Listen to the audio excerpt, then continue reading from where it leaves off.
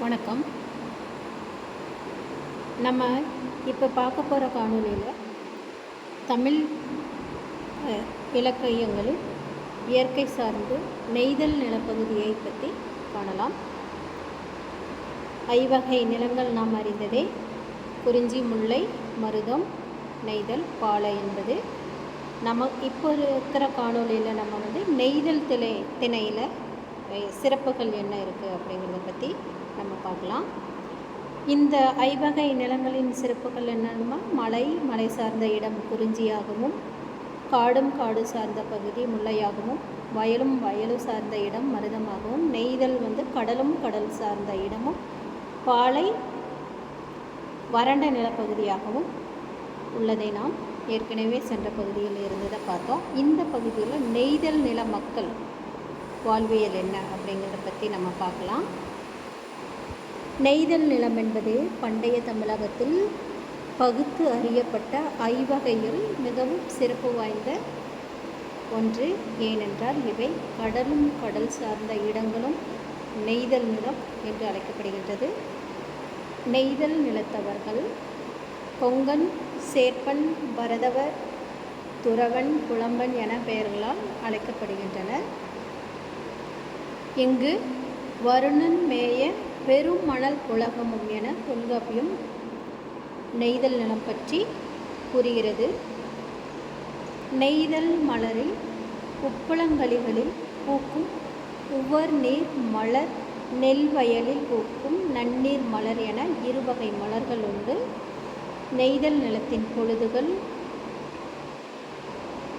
Car, கூதிர், முன்பணி, பின்பணி, இளவேனில், முதுவேனில் எனும் 5 பிரிவுகளாக உள்ளது. வைகரை, ஏற்பாடு எனும் சிறு பொழுதும் நெய்தல் நிலத்துக்குரிய பொழுதுகளாக பார்க்கப்படுகின்றது. நெய்தல் நிலத்தின் கருப்பொருள்களான முதலில் தெய்வம் வருணன், மக்கள் சேர்ப்பன், துளைச்சி, துளையர், பரதவர், பரத்தியர் என்னும் மக்கள் கூட்டம் இங்கு உள்ளனர். பறவைகள் கடற்காகம், கடலில் காகம் மீன்களை கொத்துமளவா அது கடற்காகம். விலங்குகள் சுறா, மரங்கள் கண்டல், புன்னை, ஞாழல் போன்ற மரங்கள் உள்ளன. மலர்கள் நெய்தல், தாழை, கடம்பு போன்ற மலர்கள் நெய்தல் நிலத்தில் உள்ளது. பன்னிசை, மீன்கோட்பறை, விளரியாழ் போன்ற இசைகள் இங்கு இசைக்கப்படுகின்றது. தொழில் மீன்பிடித்தல் தொழிலையே பிரதான தொழிலாக நெய்தல் நிலத்தில் உள்ளது.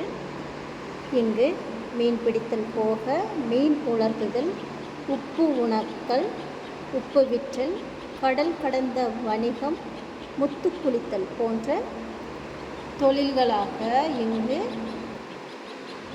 கடல் சார்ந்த தொழில்களாகவே பார்க்கப்படுகின்றது. உணவு என்று பார்த்தோமானால் மீன் வகைகளை மட்டுமே, அதுவும் கடல் வகை மீன்கள் மட்டுமே உண்ணப்படுகின்றது. நீர்நிலை என்று பார்த்தால் கேணி, கடல் போன்ற நீர்நிலைகள் இங்கு காணப்படுகின்றது. நெய்தல் நிலத்தின் உரிப்பொருள்கள் அப்படின்னு பார்த்தோம்னா அக ஒழுக்கமாக இரங்கல், காத்திருப்பதல், இரங்கல் போன்றவை இங்கு காணப்படுகின்றது. புறவொழுக்கம் அப்படின்னு பார்த்தோம்னா தும்பை போன்றவை இங்கு பிரதான சிறப்புகளாக பார்க்கப்படுகின்றது. நெய்தல் திணையில் கடல் சார்ந்த பகுதி என்பதால் கடலில் வேலை செய்யும் மீனவர்கள் பாடல்களை பாடி